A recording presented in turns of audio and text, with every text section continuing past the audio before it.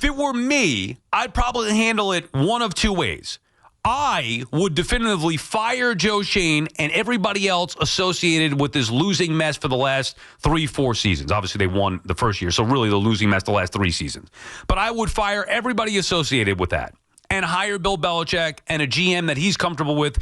Thomas Dimitroff will be my guy. Just a thought. But I'd be open to other suggestions with the general manager, with the front office, but I want Bill Belichick.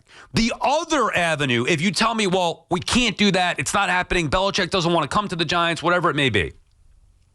The other avenue might, in fact, be to just keep Kafka.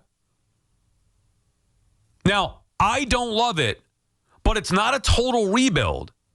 And if I can't have the main guy that I want, why would I then settle for option B, C, D, whatever?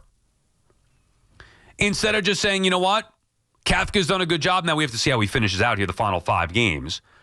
And you see how the Giants look. But maybe that's what they're thinking.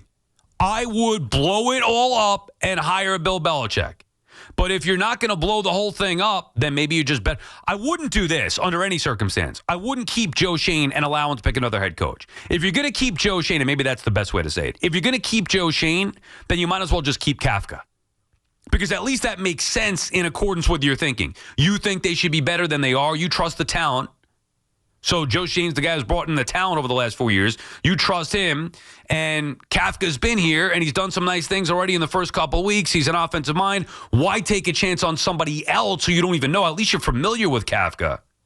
Why take a chance on somebody else as a first-timer when you could just roll with your guy here? Again, I would not do that. I would blow it all up. But I could understand the thought process of if you are a believer in Schoen, which I am not, if you are a believer in Schoen, you could just continue with Joe Schoen and Kafka here.